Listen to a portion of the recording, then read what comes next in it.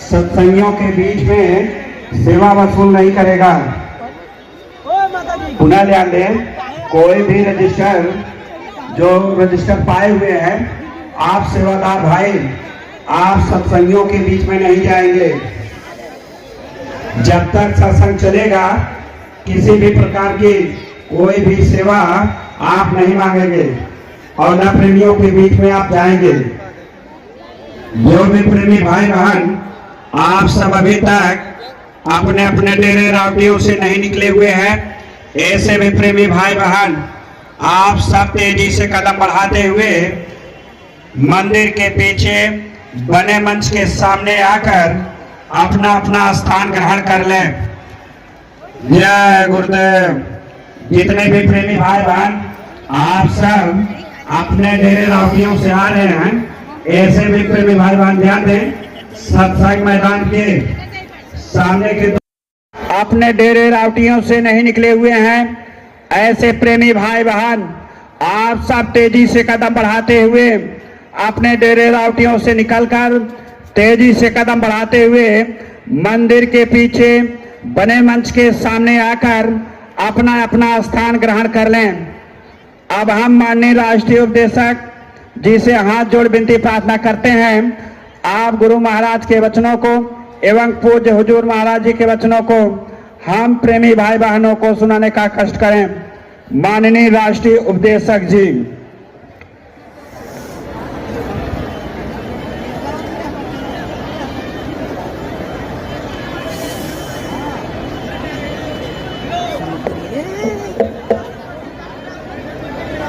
जय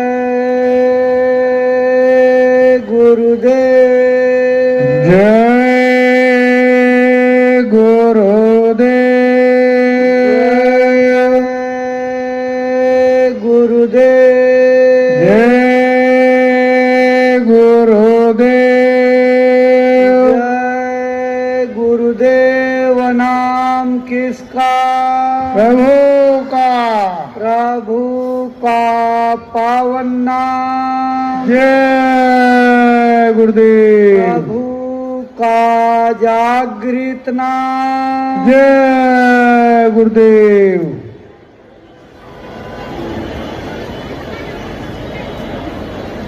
अनंत सत्ता के स्वामी परम पूज्य स्वामी जी महाराज के पावन चरण कमलों में अनंतो अनंत प्रणाम। गुरु महाराज की दया कृपा के आधार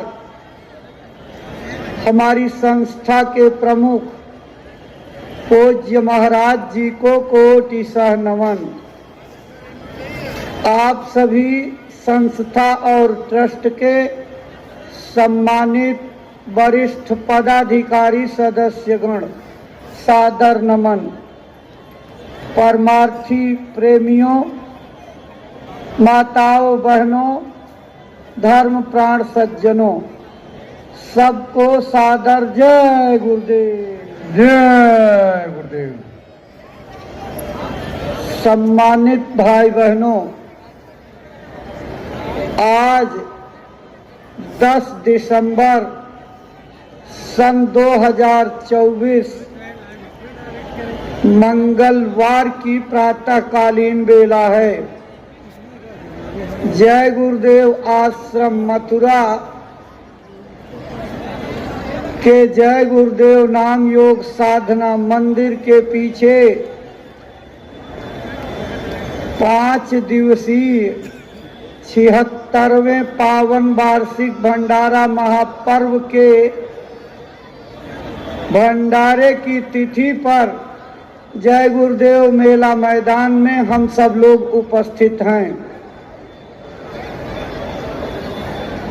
यह दया कृपा पाने का महान पर्व है और आज भंडारे की तारीख पर जैसा कि आप सबको मालूम है, पूज्य महाराज जी का दिव्य अलौकिक सत्संग होगा और इसी सत्संग में पूज्य महाराज जी जीते जी प्रभु प्राप्ति का सरल से सरल मार्ग बताएंगे, यानी नामदान देंगे। आप सभी प्रेमी भाई बहनों से प्रार्थना है कि आप अपने अपने साथ जिन नए लोगों को लेकर के आए हैं उनको लेकर के बिना देरी किए सत्संग मैदान में पहुंच आइए। सत्संग के वचन बहुत ही अमोलक वचन होते हैं। हमारे जीवन को कामयाब बनाने के लिए, परमार्थ की घड़ियों के लिए, साधना की दिक्कतों के लिए महत्वपूर्ण होते हैं। इसलिए सत्संग का कोई वचन छूट ना जाए, अंदर में ऐसी इच्छा रखनी चाहिए। तो तेजी से कदम बढ़ाते हुए भाई बहनों सत्संग मैदान में आने का कष्ट करिए। चलो चलो भाई बहनों, अब देर मत करो, सत्संग का समय बिल्कुल निकट आ गया है और थोड़ी ही देर में पूज्य महाराज जी का आगमन सत्संग मंच पर हो जाएगा। पूज्य महाराज जी के मंच पर पधारने के पहले आप सब लोग सत्संग मैदान में पहुंचाइए, तेजी से कदम बढ़ाइए और मैदान में आ जाइए। भाई बहनों, परम पूज्य बाबा जय गुरुदेव जी महाराज के गुरु पूज्य पाद स्वामी घूरे लाल जी महाराज, जिनको हम संगत के प्रेमी सम्मान के साथ, आदर के साथ पूज्य महाराज जी का आगमन सत्संग मंच पर हो गया। आप सभी लोग खड़े होकर के पूज्य महाराज जी का स्वागत, अभिनंदन, वंदन कीजिए। अपने गुरु महाराज के पावन चरण कमलों में श्रद्धा सुमन अर्पित करके दया कृपा की प्रार्थना करते हुए पूज्य महाराज जी।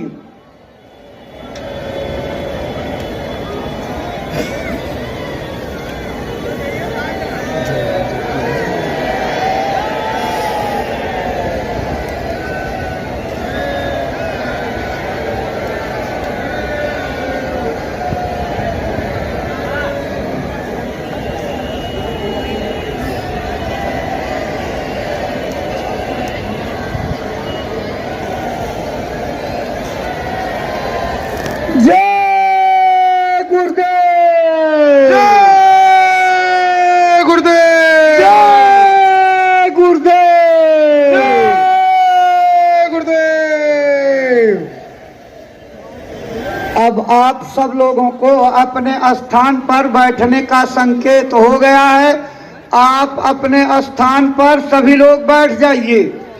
सभी लोग अपने स्थान पर बैठ जाइए। जो लोग अभी सत्संग मैदान में नहीं पहुंचे हैं, अब देखिए आगे का स्थान भर गया है, पीछे के दरवाजे खुले हुए हैं।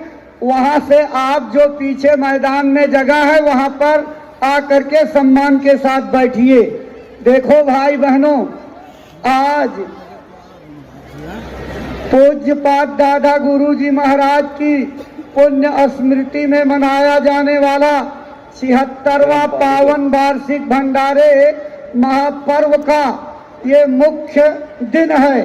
और आज के इस मौके पर पूज्य महाराज जी गुरु महाराज के अमर संदेशों को लेकर के मंच पर विराजमान हो चुके हैं। आपके पावन चरण कमलों में श्रद्धा से आदर पूर्वक प्रार्थना करते हैं कि गुरु महाराज का जो संदेश संकल्प बना करके हम प्रेमियों के आत्म कल्याण और भलाई का लेकर के आए हुए हैं, अपनी अमर वाणी से प्रेमी भाई बहनों को सुनाने समझाने की कृपा करें, ताकि प्रेमी आपकी अमर वाणियों से प्रेरणा प्राप्त करके अपने जीवन के लक्ष्य को निर्धारित कर सकें और अपनी सांसों का उपयोग करते हुए मानव जीवन को सफल, सार्थक, कामयाब बना सकें।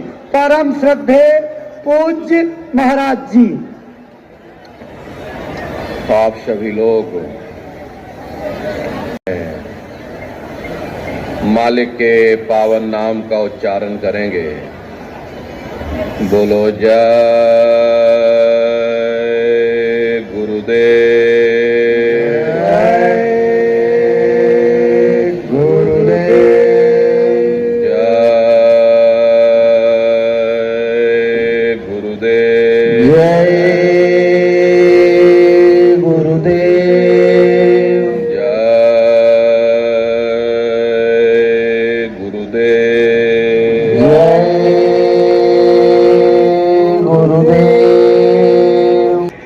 जिसके हृदय में प्रेम का चिराग जल जाता है, वे दुनिया के तानों बानों का, लोक लाज की परवाह नहीं करते।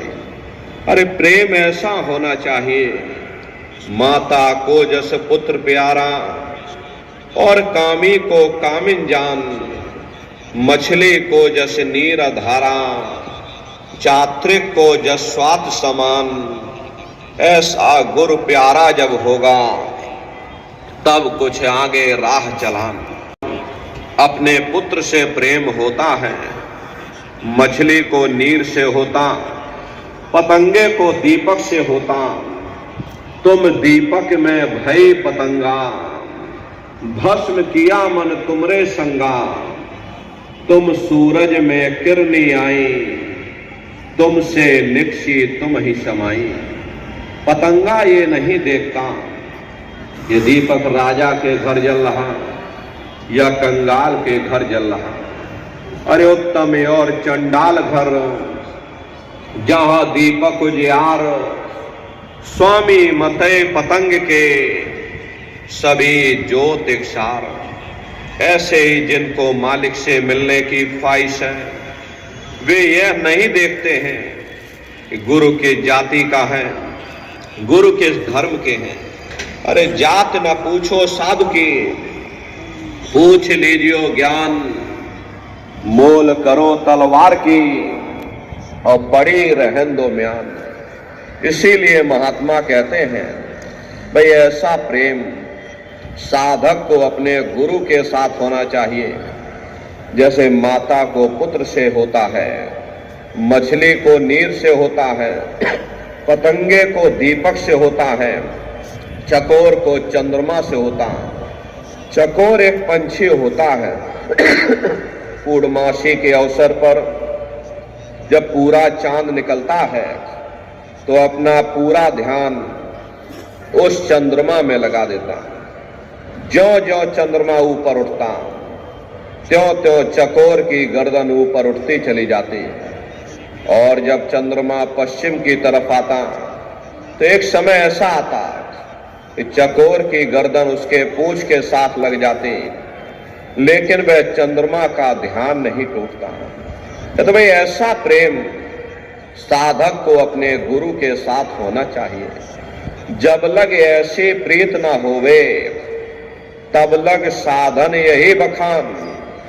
जब तक चंद्रमा और चकोर जैसी प्रीत ना हो, तब तक साधक को चाहिए कि अपने हृदय में गुरु के प्रति प्रेम और प्यार पैदा करने की कोशिश करें।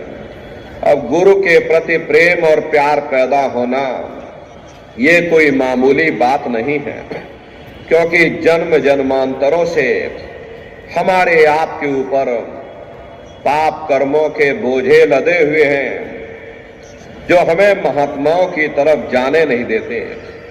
कबीर साहब ने लिखा है कि कबीर पापी भगत न भावई, हर पूजा न सुहाए, माखी चंदन पर हरे, जहां विगंध तहां जाए। जिस तरह से मक्खी चंदन या कस्तूरी पर नहीं बैठती बल्कि रात दिन गंदगी में भिनभिनाती रहती, ठीक उसी प्रकार से हम मनुष्यों का हाल है। हमारे आपके खोटे पाप कर्म हमें महात्माओं की तरफ जाने नहीं देते बल्कि रात दिन इंद्रियों के भोग और रोग में जलते रहते हैं। महात्मा कहते हैं भाई जब आप महात्माओं की शरण में जाओगे, उनसे प्रेम करोगे, उनके बताए हुए रास्तों पर चलोगे तो तुम्हारा हृदय निर्मल होगा, और जब हृदय निर्मल होगा तो तुम्हारा ये मन शांत हो जाएगा, और जब मन शांत हो जाएगा तब नाम की कमाई करने में तुमको वो लज्जत मिलेगी। जब ध्यान पर बैठोगे, भजन पर बैठोगे तो तुम्हें वो शब्द सुनाई पड़ने लग जाएगा।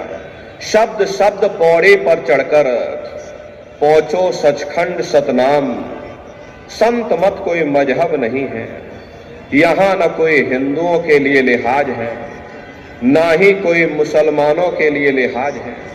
अरे भाई आप हिंदू होकर के अंदर जाओ, आप मुसलमान होकर के अंदर जाओ, आप सिख या ईसाई होकर के अंदर जाओ, संतों का उपदेश सबके लिए एक ही होता। ताते पहले गुरु को ध्याओ और काम सब पीछे जान, गुरु की मूरत हृदय बसाओ, चंद्र चकोर प्रीत घट्यान, रूहानियत की तालीम पूर्ण गुरु से प्राप्त होती है जो शब्द या नाम के भेद को जानते हो। ऐसे पूर्ण गुरु की खोज करो, उनके बताए हुए रास्ते पर चलो, उनकी संगत और सोहबत करो।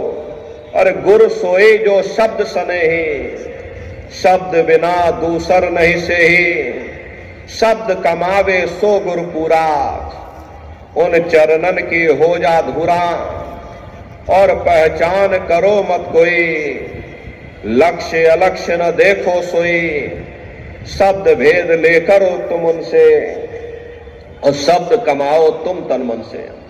यानी शब्द स्वरूपी शब्द अभ्यासी महात्माओं की खोज करो जो शब्द या नाम के भेद को जानते हो।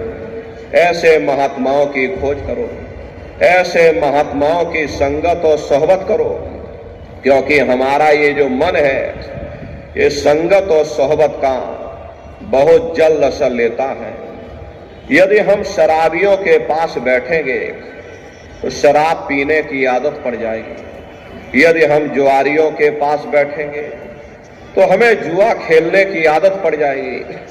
कबीर साहब ने लिखा है कि कबीर संगत साधु की, जौ की भूसी खाए, खीर खान भोजन मिले, और साकत संग न जाए। अगर मालिक के भक्तों और प्यारों की संगत में जाकर के हमें सूखे टुकड़े खाने को मिल जाएं, तो वे मनमुखों की संगत में जाकर के खीर हलवा और स्वादिष्ट भोजन से कई लाख दर्जे अच्छे हैं। इसीलिए महात्मा समझाते हैं भाई गुरुमुखों की संगत करो, उनके बताए हुए रास्ते पर चलो, और नाम लेकर के नाम की कमाई करो। प्रेमी भाई बहनों, यदि महापुरुषों के इन चंद शब्दों को हम लोग याद रखते तो निश्चय ही हम अपने जीवन के लक्ष्य का पता पा जाते, अपनी आत्मा को परमात्मा के साथ मिलाते और प्रभु के साथ मिलकर के उस आराम और चैन को पा जाते जो इस जड़ दुनिया में, इस जड़ संसार में नहीं मिलता।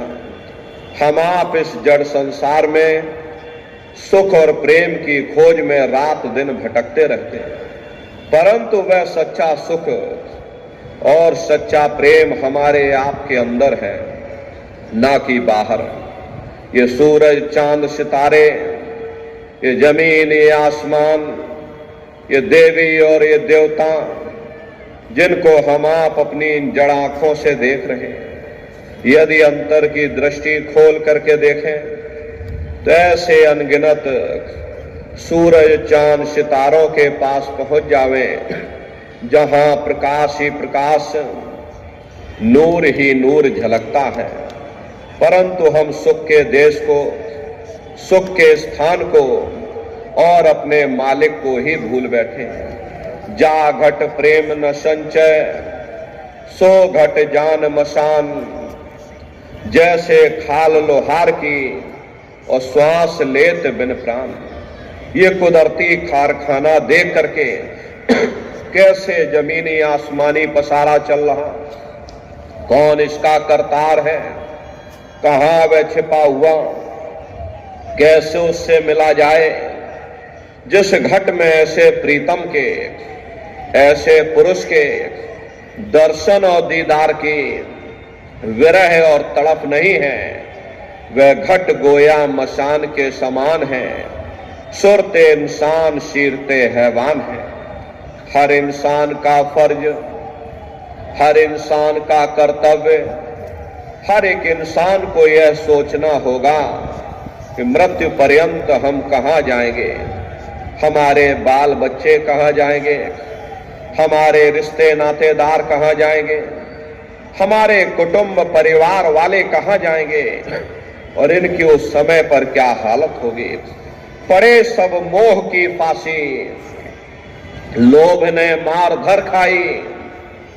ये जो परमात्मा को भूल करके हम जो दुनिया से मोहब्बत किए बैठे, धन दौलत जमीन जायदाद से मोहब्बत किए बैठे, वास्तविकता यही है कि हमने अपने हाथों से ही अपने गले में फांसी का फंदा डाल दिया। जब गला घुटता है तब हम रोते और चिल्लाते हैं। उस समय कौन तुम्हारी सहायता करेगा, उस समय कौन तुम्हारी पुकार सुनेगा। ये मोह ममता के कारण ही हम लोग संसार में दुखी बने रहते हैं। अगर मोह ममता हमारे अंदर से चली जाए, कोई भी जीव इस संसार में दुखी नहीं हो सकता। अरे आप अपनी बुद्धि से विचार करिए कि अगर हमारा बच्चा मर जाए, भूकंप आ जाए, भूचाल आ जाए, चाहे कितनों के बच्चे दब करके मर जाए, मन में रत्ती भर फर्क नहीं पड़ता। और अपना बच्चा कहीं मर जाए तो हमें रात भर नींद नहीं आती। पड़ोसियों के चाहे कितने जनाजे निकल जाएं, मन में रत्ती भर फर्क नहीं पड़ता। अपनी औरत बीमार हो जाए, मन रात भर तड़पता है। कारण क्या है? कारण यही है कि मन ने बीवी और बच्चे को अपना समझा है और बाकी सबको बेगाना समझ लिया। जिसको आप अपना समझोगे वही तुम्हारे लिए दुख का कारण बन जाता है। यहां न कोई अपना है और ना ही कोई परमात्मा है। प्रेमी भाई बहनों, ना ही कोई पराया है। जो कुछ है परमात्मा का है। परमात्मा ने हमको दिया लिया और परमात्मा जो दे दे हर इच्छा और परमात्मा जो ले ले हर इच्छा। हम किस बात का गिला शिकवा करते हैं, लेकिन हमारी हालत ये है, लोभ रूपी कुत्ता सदा अंदर ही अंदर भौंकता रहता, ये कभी चुप नहीं बैठता। जब भी परमात्मा के आगे हम हाथ जोड़ करके अरदास करते, वही दुनिया की इच्छा और तृष्णाओं को मांगने के लिए करते। कभी हमने परमात्मा का शुक्र नहीं किया कि शुक्र है परमात्मा, तूने खाने को रोटी दे दी, आधी दुनिया भूखी पेट सो रही। शुक्र है परमात्मा, तूने इतना अच्छा शरीर दे दिया, आधी दुनिया अस्पतालों के चक्कर काट रही। कभी हमने परमात्मा का शुक्र नहीं किया, बस मांगते चले जा रहे, मांगते चले जा रहे। जब परमात्मा हमारी अरदास को पूरी कर सकता है तो उसे यह भी मालूम है कि हमें किस चीज की जरूरत है। प्यारे बेटे को बाप से मांगने की जरूरत नहीं पड़ती। अरे बाप खुद चाहता है कि अपने प्यारे बेटे को सब कुछ दे दिया जाए। लेकिन प्रेमी भाई बहनों, तुम प्यारा बेटा बनने की कोशिश करो, तुम प्यारे बेटे बन जाओगे। वो मालिक देने के लिए तैयार बैठा है। कहां लग कहूं इस मन को, उन्हीं से मांस नुचवाई। हम सब दुनिया के जीव जानते हैं कि भाई महात्मा जी जो कुछ कह रहे ठीक कह रहे। दुनिया में सुख नहीं मिलेगा, दुनिया में शांति नहीं मिलेगी। लेकिन फिर भी प्रेमी भाई बहनों, कहां हम दुनिया का मोह छोड़ पाते, कहां हम दुनिया का प्यार छोड़ पाते। वही घूम फिर करके गड्ढे में गिर जाते, जैसे भेड़ों के बाड़े में आग लग जाती है। लोग तरस खा करके भेड़ों को गड्ढे से बाहर निकालते, लेकिन भेड़ें एक दूसरे का पीछा नहीं छोड़ती, घूम फिर करके गड्ढे में ही जा करके गिरती हैं। वही हाल हम जीवों का है। हम दुनिया के जीव भी आखिर में घूम फिर करके गड्ढे में ही गिरते हैं। प्रेमी भाई बहनों, महात्मा जीवन की हकीकत को समझाने के लिए आते हैं। तुम्हारा असल वो परमात्मा है, वो परमेश्वर है। ये शरीर झूठ है। इस शरीर में बैठ करके तुम जिस दुनिया से मोहब्बत किए बैठे हो, अरे वो भी झूठ है। ये झूठ हमेशा झूठ के मोह में फंसा रहता और अपने मालिक को भूला बैठा। जो अपना है, अपना बन सकता है, उसे हम अपना बनाने की कोशिश नहीं करते। जो अपने बन नहीं सकते हैं, उनके लिए रात दिन भटकते और तड़पते फिरते। प्रेमी भाई बहनों, महात्मा जीवन की हकीकत को समझाते हैं, लेकिन नतीजा क्या होता? शर्मत का सिर काट दिया, मंसूर को सूली पर चढ़ा दिया, शम्स तमरेज की जीते जी खाल खिंचवा दी गई, मीरा को जहर का प्याला दे दिया। अरे उन महात्माओं का क्या कसूर था? महात्मा कोई कौम नहीं बनाते, महात्मा कोई मजहब नहीं बनाते।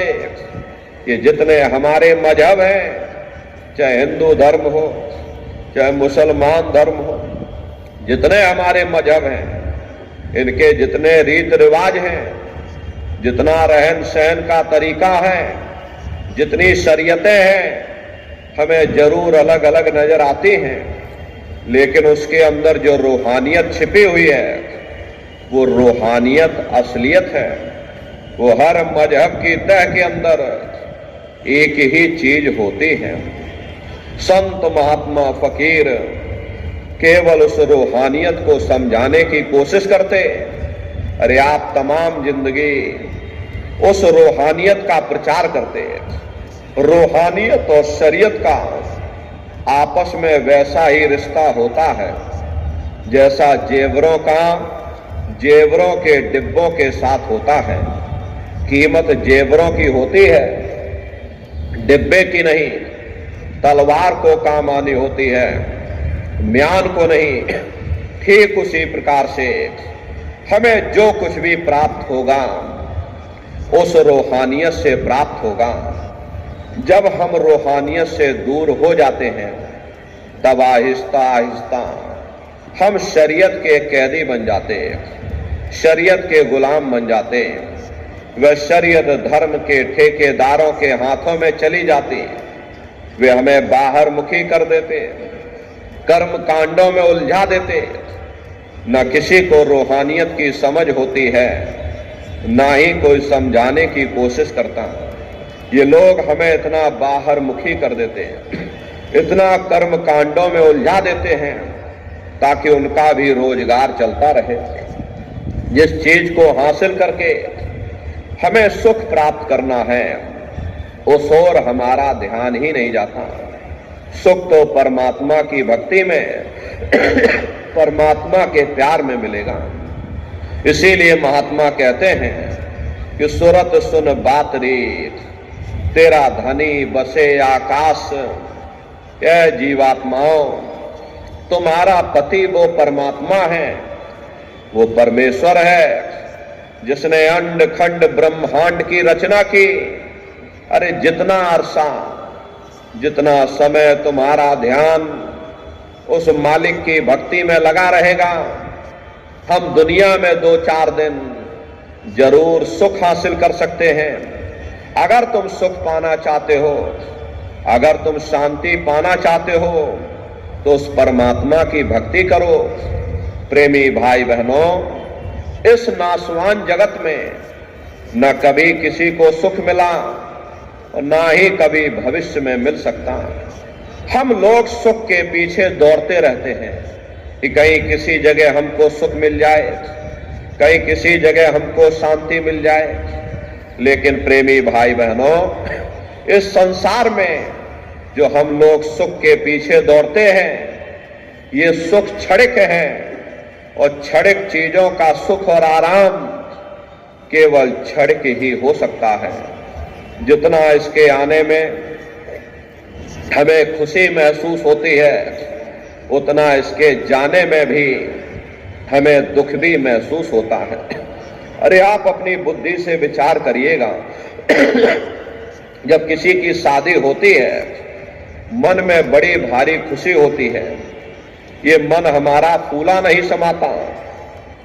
लेकिन यदि शादी के बाद उसी साथी के साथ कोई अनबन हो जाए, मन मुटाव या झगड़ा हो जावे, तो मन में भय पैदा हो जाता है कि कहीं साथी हमारा बदकार न निकल जाए, हमें छोड़ करके चला न जाए, शराबी कबाबी और जुआरी न बन जाए। दुनिया भर का भय मन में समा जाता, दुनिया भर की चिंताएं मन में समा जाती। चिंता चिता समान, चिंता से बढ़ करके दुनिया में कोई दूसरा रोग नहीं।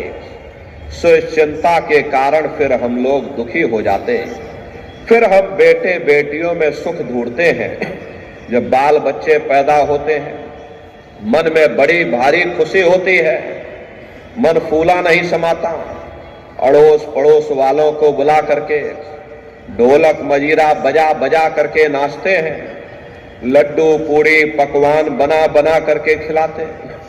लेकिन वही बच्चे अगर बड़े होकर के नालायक निकल जाएं, माँ बाप का कहना न माने, उनका आदर सत्कार न करें, शराबी कबाबी और जुआरी बन जाएं, तो वही औलाद हमारे लिए दुख का कारण बन जाती है। फिर हम लोग हुकूमत के नशे में सुख ढूंढते हैं। जिस वक्त लोग हमारी वाह वाह करते, गले में लंबी चौड़ी फूलों की मालाएं डालते हैं, ये मन हमारा फूला नहीं समाता। लेकिन उन नेताओं का भी इतिहास हमारी आंखों के सामने है। जिस वक्त लोग उन्हें गोलियों का शिकार बना देते, पकड़ करके उनको जेल खाने में डाल देते, अखबारों में उनकी मट्टियां पलित कर देते, वही हुकूमत हमारे लिए दुख का कारण बन जाती है। फिर हम दुनिया के जीव इंद्रियों के भोग और वासनाओं में सुख ढूंढते हैं।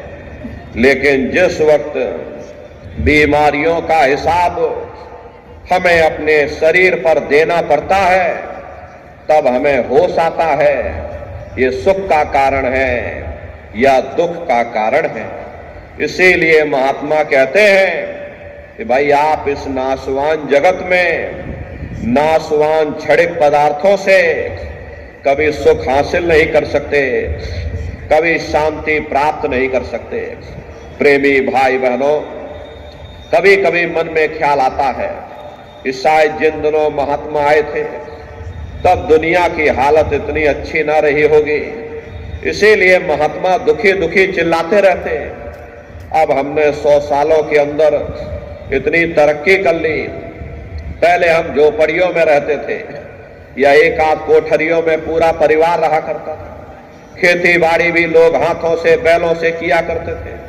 15-20 मील के अंदर हमारी सारी दुनिया थी, हम उसी में गुजारा करके मर जाते थे। लेकिन हमने 100 सालों के अंदर देखो इतनी तरक्की कर ली, बड़ी बड़ी कोठियां बनवा ली, बड़े बड़े मकान बनवा लिए, खेती बाड़ी के लिए भी बड़े बड़े ट्रैक्टर आ गए, तरह तरह की रासायनिक खादें, कीटनाशक दवाइयां आ गई। बीमारी दूर करने के लिए बड़े बड़े अस्पताल बन गए, बड़े बड़े डॉक्टर आ गए। फिर भी महात्मा हमें दुखी क्यों कहते हैं? जब हमने इतनी तरक्की कर ली, 100 सालों के अंदर हमने इतना विकास कर लिया, फिर भी आखिर हम दुखी क्यों हैं? महात्मा हमें दुखी क्यों कहते हैं? प्रेमी भाई बहनों, आप अपनी बुद्धि से जरा विचार करिएगा। जब हम लोग झोपड़ियों में रहा करते थे, पूरा परिवार एक साथ रहा करता था, आपस में एक दूसरे से प्रेम था। शाम को थके हारे जब घर पर वापस आते थे, प्रेम के साथ भोजन करते थे, गा बजा करके निश्चिंत हो करके सो जाते थे। अब जब हमने इतनी तरक्की कर ली, हमने इतना विकास कर लिया, बड़े बड़े बिल्डिंगें बनवा ली, 9-9 इंच के उनमें गद्दे भी डलवा लिए, एयर कंडीशन भी लगवा लिया, फिर हमें नींद नहीं आती, नींद की गोलियां खा खा करके सोना पड़ता। प्रेमी भाई बहनों, पहले गांव में कोई मामूली वैद्य हकीम हुआ करते थे। प्रेमी भाई बहनों, जो भी बीमारी होती थी, छोटी बड़ी जो भी बीमारी, गांव में वैद्य हकीम ठीक कर दिया करते थे। अब जब बड़े बड़े अस्पताल हो गए, 100 सालों के अंदर जब हमने इतना विकास कर लिया, बड़े बड़े डॉक्टर आ गए, नई नई दवाइयां आ गई, तो बीमारी भी तो नई नई निकल आई। इसका मुख्य कारण यही है, लोगों का खान पान गंदा हो गया। प्रेमी भाई बहनों, जानवरों के जब कीटाणु इंसान के शरीर में प्रवेश कर जाएंगे तो ऐसी बीमारियां, महामारियां फैलेंगी।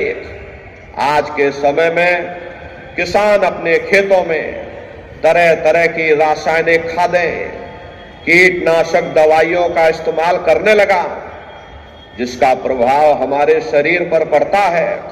अरे हम अन्न नहीं, हम जहर खा जाते। कारण क्या होता? तरह तरह की बीमारियां उत्पन्न हो जाती हैं। अरे डॉक्टर जरूर हैं, पर मिलते किसको हैं? मिल भी जाए तो अस्पतालों में चारपाइयां कहां मिलती, बीमार तो बेचारे बरामदों में पड़े रहते। और हम कहते हमने तरक्की कर ली। बेशक हम इतना अनाज पैदा करते हैं, लेकिन कीमतें इतनी आसमान छू रही, बेचारा गरीब आदमी खा नहीं पाता। अरे अमीर आदमी तो वैसे भी नहीं खाता है, क्योंकि उसे शुगर हो रखी है। गरीब आदमी को मिलता नहीं, क्योंकि कीमतें आसमान छू रही। फिर ऐसी तरक्की से किसी का क्या फायदा हो सकता है? पहले गांव में मामूली झगड़ा होते थे, 4 भले लोग मिल बैठ करके सुलझा देते थे। अब आप मुकदमा करके देख लो, क्या मजाल 20-25 साल से पहले आपको कोई फैसला मिल जाए। अरे कचहरियों में जाकर देखो, तीर्थों की तरह जमघट लगा हुआ, मानो कोई बहुत बड़ा तीर्थ स्थान हो।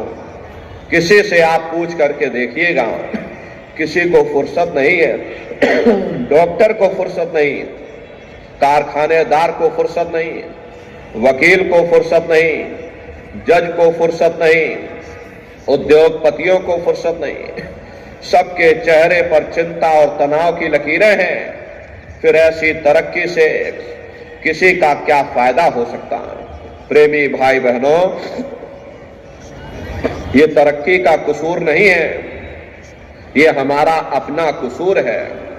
हम उन चीजों के कैदी बन गए। ये चीजें हमारे लिए बनी थी, ना कि हम उनके लिए बने थे। हम मशीनों के पुर्जे बन गए और मशीनों के मालिक न बन सके। हमको मालिक बनना चाहिए था। सबको रोटी मिलनी चाहिए थी, सबको कपड़ा मिलना चाहिए था, सबको मकान मिलना चाहिए था, सबका मन निश्चिंत होना चाहिए था, घर में माँ बाप का सम्मान होना चाहिए था, समाज में प्रेम और सद्भाव की भावना रहनी चाहिए थी। यही तो जीवन में हर इंसान मांगता है। अगर जीवन में कीमतें और कदरें ना रही, फिर ऐसी तरक्की से किसी का क्या फायदा हो सकता है? इसीलिए महात्माओं ने जब कहा था तब भी ठीक था, अब कहा तो अब भी ठीक है। दुनिया में न तब किसी को सुख मिला, न अब किसी को सुख मिल सकता।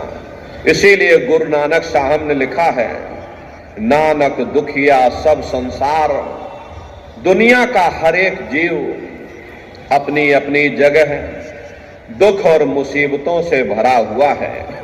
यही सहजोबाई ने लिखा, धनवंते सब ही दुखी, निर्धन है धन रूप, और साधु सुखी सहजो कहे, और पायो भेद अनूप। जिसके पास धन दौलत है, जो राजा महाराजा हैं, जो सेठ साहूकार हैं, वे सब के सब दुखी हैं। उनको किस चीज का दुख है? बड़े बड़े जो दिसह लोग, और तिनको व्यापे चिंता रोग। ये जो चिंता रोग है, उन्हें अंदर से खाए जा रही, सो इस चिंता के कारण बेचारे दुखी बने रहते हैं। और जिनको रोटी कपड़े मकान की फिक्र लगी हुई, उन बेचारे गरीबों को दुखी होना ही होना। एक बार हमारे गुरु महाराज कलकत्ता में ही एक विशाल पार्क बना हुआ, विक्टोरिया पार्क के नाम से, गुरु महाराज उसी बगिया में बैठे हुए थे। बगल से दो सेठ आए, दोनों सेठ गुरु महाराज के बगल में आकर के बैठ गए। सामने देखा एक माली घास काट रहा था। घास काटते काटते माली को नींद आ गई और वह घास के ऊपर सो गया। दोनों सेठ आपस में बातचीत करने लगे, देखो उस माली को, हमसे ज्यादा सुखी तो वह माली है, कम से कम उसे नींद तो आ रही, हम लोगों को नींद तक नहीं आती। नींद की गोलियां खा खा करके सोना पड़ता। गुरु महाराज उन सेठों की बात सुन रहे थे। गुरु महाराज बोले, अरे भाई सेठ जी, तुमने अपने आप क्यों फैसला कर लिया? जाओ पहले माली से पूछ करके आओ, क्या वो सुखी है या नहीं है। गुरु महाराज की बात को मान करके दोनों सेठ माली के पास गए और जगा करके पूछा कि भाई हमारे सवाल का जवाब दे दो, क्या तुम सुखी हो या नहीं हो? तो माली बोला, अरे बाबूजी, हम कहां सुखी हैं? सुखी तो देखो महलों में जो रह रहे, ऊंची ऊंची इमारतों में जो रह रहे, एयर कंडीशन में जो लोग रह रहे, वे लोग सुखी हैं, हम कहां सुखी हैं। गुरु महाराज उसकी बातों को सुन करके हंसने लगे। गुरु महाराज बोले, देखो सेठ कह रहा कि माली सुखी है और माली कह रहा सेठ सुखी है, और वास्तविकता यही है, यहां कोई सुखी नहीं। ना सुख विद्या के पढ़े और ना सुख वाद विवाद, और साध सुखी सहजो कहे, जो लागे सुन्न समाद।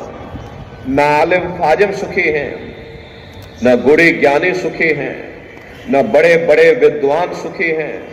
अरे सुखी वही है जिसने दुनिया में से अपने मन को निकाल करके और मालिक के चरणों में लगाया हुआ।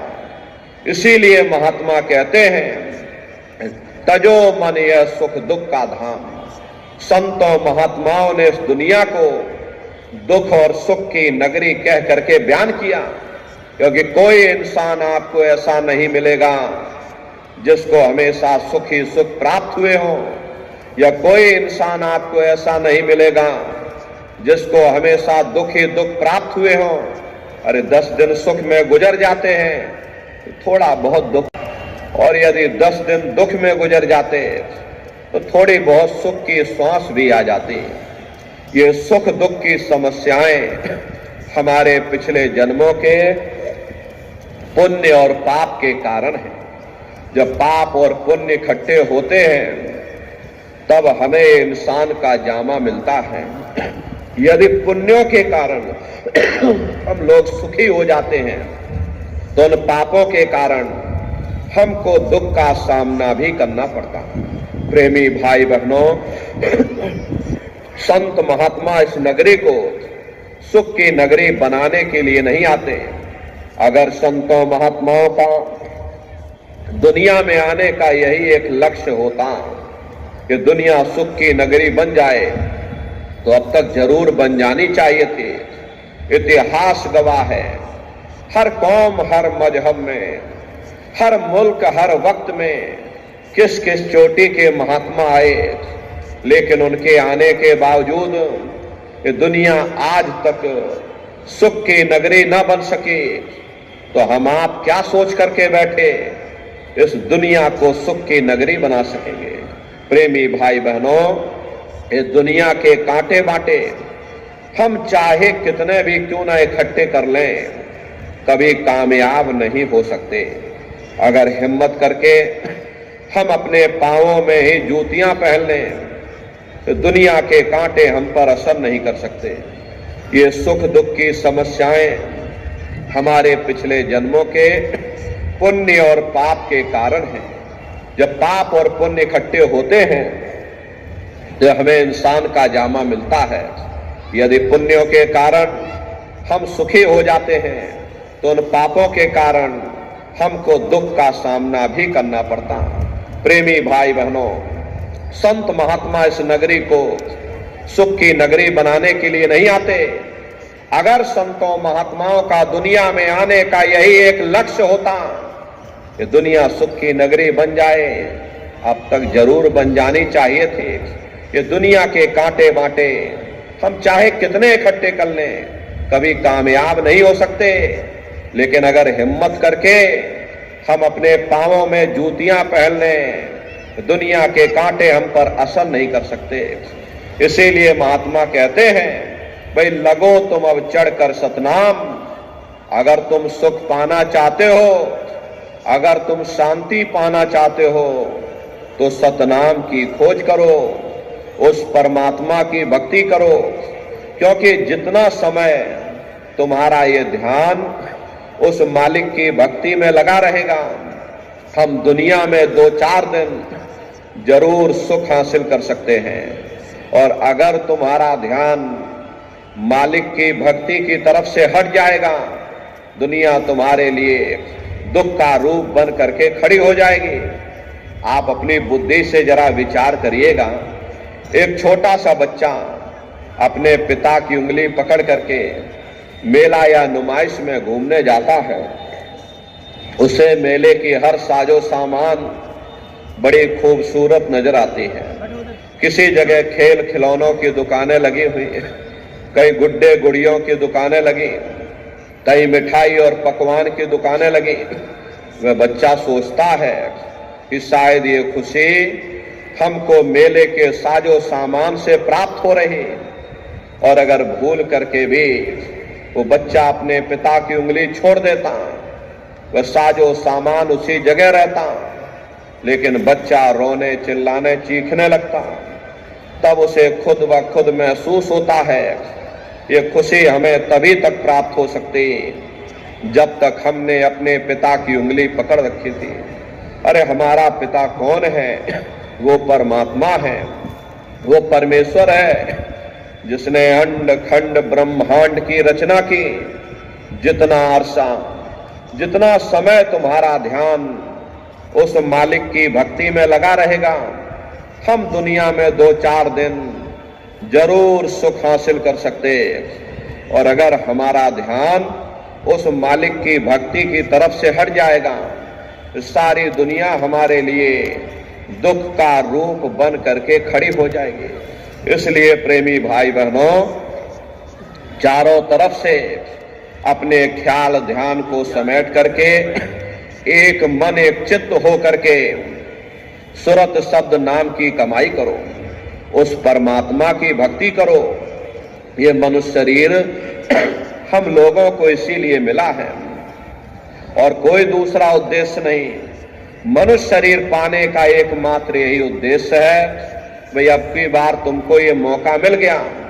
जब माँ के गर्भ में आप उल्टे लटके हुए थे, उस समय परमात्मा से यही प्रार्थना आप करते थे कि हे परमात्मा, अब प्रभु कृपा करो हुए भांति और सब तज भजन करह दिन राति। कि हे मालिक, इस बार हमको मौका दे दो, इस बार हमको मनुष्य शरीर दे दो। हम भजन करेंगे, भक्ति करेंगे, हम अपनी जीवात्मा का कल्याण करेंगे। तो परमात्मा ने तुम्हारी पुकार सुन ली, तुमको ये सुंदर सा मनुष्य शरीर दे दिया और कह करके भेजा कि भाई ये मनुष्य शरीर कि मैंने तुमको कुछ समय के लिए दिया है, हाँ तुम अपनी जीवात्मा को मेरे शरीर में बैठा करके उस मालिक की भक्ति करके समय रहते अपनी जीवात्मा का कल्याण करा लेना। मैंने कुछ समय के लिए तुम सबको एक किराए का मकान दिया, जब समय पूरा होगा तो मैं अपने सिपाहियों को भेजूंगा और उस समय पर तुम मेरे किराए के मकान को खाली कर देना। लेकिन इतना ध्यान रखना कि जैसा साफ सुथरा मैंने तुमको ये किराए का मकान दिया है, वैसा ही साफ सुथरा तुम मुझको वापस लौटाना। लेकिन इस किराए के मकान में बैठ करके इन्होंने अच्छे बुरे खोटे पाप कर्म कर डाले। मेरे किराए के मकान को इन्होंने अपने कर्मों से गंदा कर दिया, इसलिए कर्मों की सजा इनको मिलेगी। ले जाओ इनको फलाने नरक में डाल दो। राम की दो मैं मचाओ, गुरु नाम की धूम मचाओ, गुरु नाम है सार जगत में, गुरु महिमा है अपार। गुरु नाम है सार जगत में, गुरु महिमा है अपार। गुरु महिमा है अपार जगत में, गुरु महिमा है अपार। गुरु महिमा है अपार जगत में, गुरु महिमा है अपार। जय गुरुदेव। जय गुरुदेव। देखो प्रेमी भाई बहनों, पूजन का कार्यक्रम चालू हो चुका है। आप लोग बारी बारी से पूजन करने के लिए जाइएगा। मंदिर में ज्यादा भीड़ भाड़ न होने पाए, पूरा पर्याप्त समय आप लोगों के पास में है। आराम आराम से आप लोग जाइएगा ताकि कोई अव्यवस्था ना होने पाए और सभी लोग प्रेम और प्यार के साथ पूजन कर सके। इसलिए आराम आराम से बारी बारी से जाइए।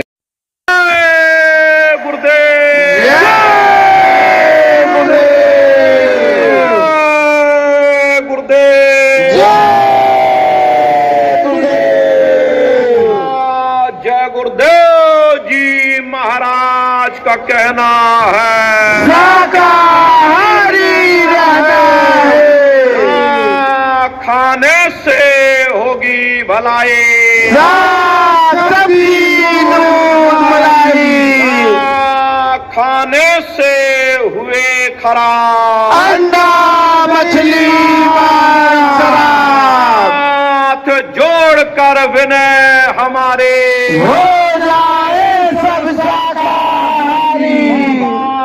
जी की अर्जी है, आगे आपकी मर्जी है। जय गुरुदेव जी महाराज का कहना है शाकाहारी रहना है। जय गुरुदेव। जय गुरुदेव।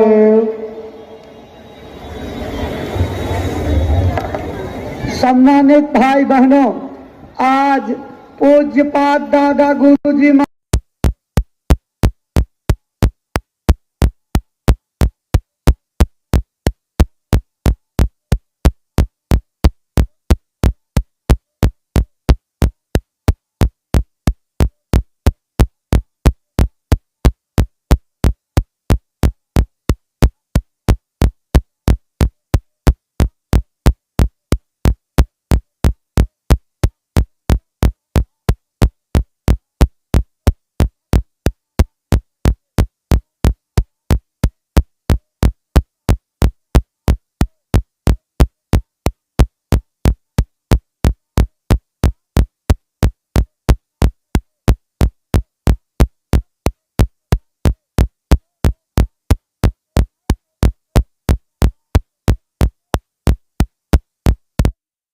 नाम लिखाएंगे, चरणों में जोड़ेंगे।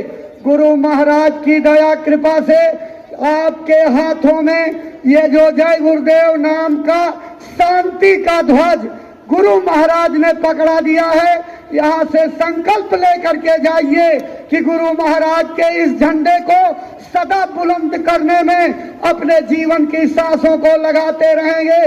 पूज्य महाराज जी के आदेश पर हम अपनी जिम्मेदारी पर एक एक गांव गोद लेकर के गुरु महाराज के संदेशों को पहुंचाएंगे और जय गुरुदेव धर्म प्रचारक संस्था मथुरा से लोगों को जोड़ेंगे।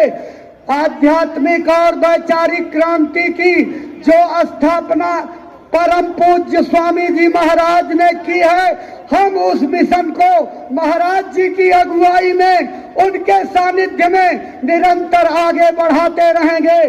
गुरु महाराज के नाम को सारी दुनिया में पहुंचाने का जो संकल्प पूज्य महाराज जी ने लिया है, हम उनके कंधे से कंधा, कदम से कदम मिला करके उनका सहयोग करेंगे। और भाई बहनों, अपने हाथों के झंडे को ऊंचा करके पूज्य महाराज जी को आश्वस्त करिए कि हम आपके साथ हैं। आपके आदेश पर दम लगा करके शाकाहारी नशा मुक्ति का प्रचार करेंगे और गुरु महाराज के मिशन को गांव गांव, गली गली, कूचे कूचे, घर घर, जन जन तक पहुंचाएंगे और सारे विश्व को शांति का जो संकल्प गुरु महाराज इस झंडे में दे करके गए हैं उसको निभाएंगे और गुरु महाराज के संदेश को घर घर तक पहुंचाते रहेंगे।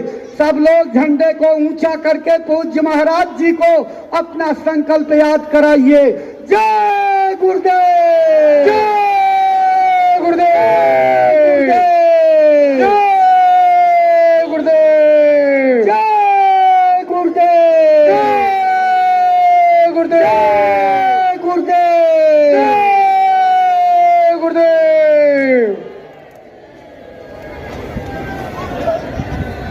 भाई बहनों, पूजन का कार्यक्रम बीती हुई रात को मध्य रात्रि से प्रारंभ हो गया। बहुत से भाई लोगों ने, बहनों ने पूजन कर लिया है। अब जो लोग पूजन से बाकी हैं, आराम आराम से देखिए, व्यवस्था के अनुसार जैसा बताया गया है उसी तरह से दोनों तरफ से मंदिर के गेट खुले हुए हैं। आप अंदर जा करके पहले दादा गुरु जी महाराज के मंदिर में पूजन करेंगे, उसके बाद आ करके आप गुरु महाराज के इस समाधि स्थल यानी निर्माणाधीन सत्संग भवन में पूजन करके प्रसाद प्राप्त करेंगे। एक साथ टूटने की जरूरत नहीं है, आराम आराम से निकलिए और पूरा समय है। ये पूजन का प्रसाद अभी लोगों के आने तक बंटता रहेगा। आप आराम आराम से अपने कैंपों में जा करके तैयार हो करके धीरे से आइएगा और धीरे धीरे मंदिर में प्रवेश करके व्यवस्थापक जैसे बतावें उस तरीके से पूजन का प्रसाद प्राप्त करिएगा। ये गुरु महाराज की विशेष दया कृपा का प्रसाद है। हमारे संकट की घड़ियों में, हमारी मुसीबतों में, हमारी परमार्थी साधना में काम करता है।